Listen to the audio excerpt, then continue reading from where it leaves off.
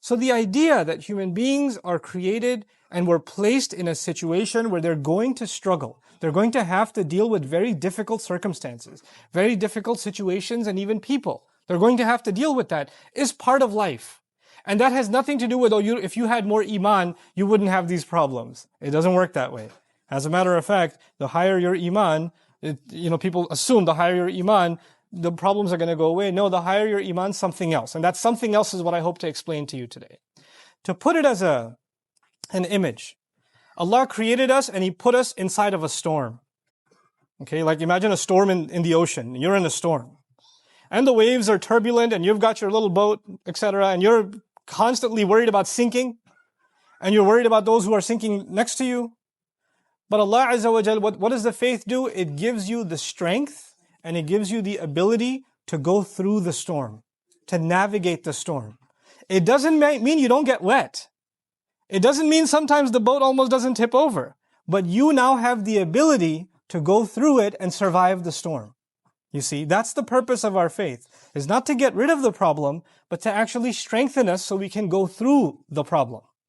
One of the most powerful examples of that, and actually before I get into that example, because really at the heart of all of this khutbah today is one phrase from one ayah from Surah Fussilat, and I'll get to that at the end. But for now, I want to give you an example. The two of the hardest burdens that human beings live with are fear and sadness. Fear and grief. Those are the two heaviest burdens that human beings live with in this life. As a matter of fact, when Allah sent Adam alayhi salam to the earth, He told him that when He gives His guidance, فَمَنْ تَبِعَ هُدَايَ فَلَا خَوْفٌ عَلَيْهِمْ وَلَا هُمْ يَحْزَنُونَ. Whoever follows my guidance, they're going to be able to combat fear and sadness, essentially. In other words, Allah knew that in the story of humanity from Adam alayhi salam to the last human being that's going to walk on this earth, every one of them is going to have to struggle with fear and they're going to have to struggle with sadness. Now, what are these two things? Fear is about what's going to happen in the future. Fear is about, am I going to lose my job?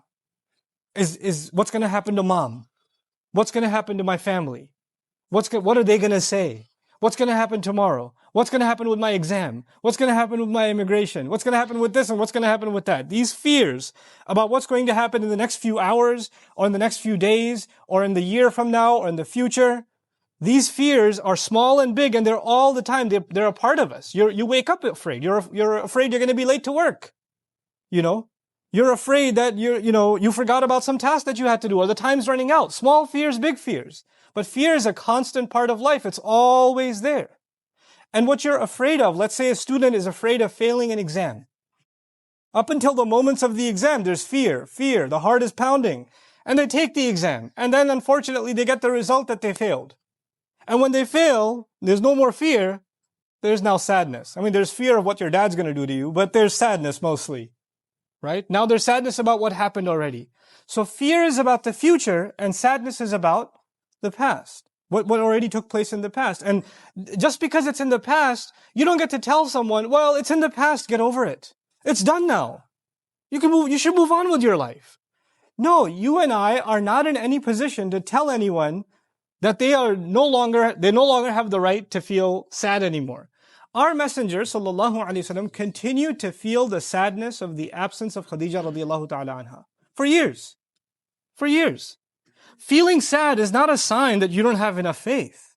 He has the greatest faith of all, and yet he carries sadness. Yaqub alayhi salam lost his son Yusuf alayhi salam. And he carries a great amount of sadness. So much so that he cries so much, ibiyaddat aynahu. His eyes turned white. His eyes turned white out of sadness. But that doesn't mean he doesn't have faith in Allah. He doesn't actually have that. And as a matter of fact, he would only cry of his fear and cry of his grief and his sadness to Allah. إِنَّمَا أَشْكُو بَثِّي وَحُزْنِي إِلَى اللَّهِ. I've given khutbah to you about that before. But today I want to talk to you about an extreme case of fear and sadness first. And that's the mother of Musa alayhi salam.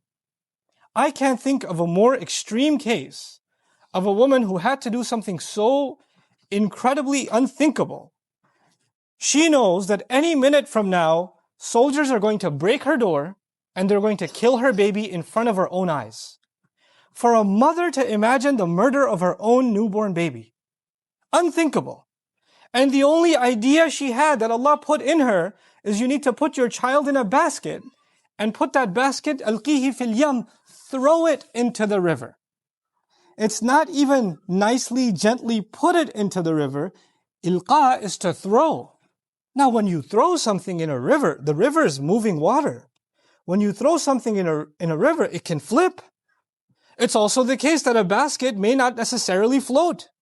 It may get water inside. It may hit a rock. There are animals inside the water. There are all kinds of things. As a matter of fact, when I used to teach the story a long time ago, I used to give the example, when you see a child go even 2 feet near a swimming pool, not even the deep end, the shallow end, a mother will go crazy. She'll drop everything and push people out of the way and grab her baby. There are women that give their babies a bath, in the tub, and they put the water this little. And the baby's like, come on, no, too dangerous. This much is you'll drown. I can't even fit my head in. No, not gonna let you. There's a fear. And this mother has to take her newborn. He can't even crawl yet. He can't even do that yet. And she has to throw this thing into the water. Can you imagine the kind of fear this woman has in her heart when she does that? And when she does that, she can't even look at it and can't even cry and scream, my baby, my baby. She can't do that, because if she does that, the soldiers will know one survived and they'll go after him and kill him. So she has to even if she looks, she has to look from the side. And then this water is not standing still, it's moving. So this basket is slipping away from her sight to the point where she doesn't even know what happened to it. She has no idea what's happened to it. And now she's living with this incredible, overwhelming sadness. What have I just done? What's going to happen to my baby? And in those moments, Allah Azza wa Jal told her, لا تخافي ولا تحزني. Don't be afraid. Don't feel sadness. And even though she still felt afraid, and she still felt sadness, what we're learning in these ayat is Allah will help you overcome not being drowned by fear and not being drowned by sadness. He can let you navigate those two feelings. Those two feelings are very powerful. They're enough to drive someone mad. They're enough to drive someone to the point where they don't want to live anymore. It can be that powerful. And yet Allah can give you the strength to overcome what you and I don't have the strength to overcome. This mother, like no other mother, could stand doing that and survive. So Allah says, وَأَصْبَحَ فُؤَادُ أُمِّ مُوسَى فَارِغًا.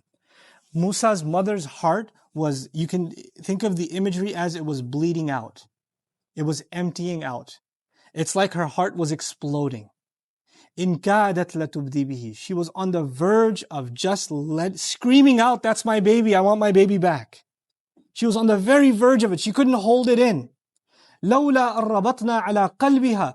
Had we not tied her heart up, like literally something's about to shatter and leak, and Allah says He, like a rope, tied it up and held it in place. What are we learning? We're actually learning that you and I are not capable of controlling our emotions until Allah gives us the strength to do so.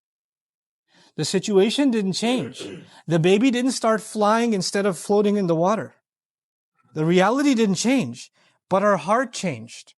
Her heart was strengthened by divine intervention from Allah Himself. لَوْلَا أَرَّبَطْنَا عَلَى قَلْبِهَا. And she's not a prophet. What we're learning in these ayat is that Allah will give you and me a strength to our hearts that we'll be able to overcome the most powerful fear and the most powerful sadness, the deepest kind of sadness. He'll make us strong enough, not that those things will go away, but you'll be strong enough to go through it. You won't collapse. Your heart won't fall apart. And He says all of this, لِتَكُونَ مِنَ الْمُؤْمِنِينَ, so she may be from those who truly believe. She could truly hold on to faith. She won't ever accept that my baby drowned. She won't accept that. She'll hold on to her faith, she'll hold on to hope. As a matter of fact, in this ayah, for her to be a believer actually is the same as for her to be hopeful.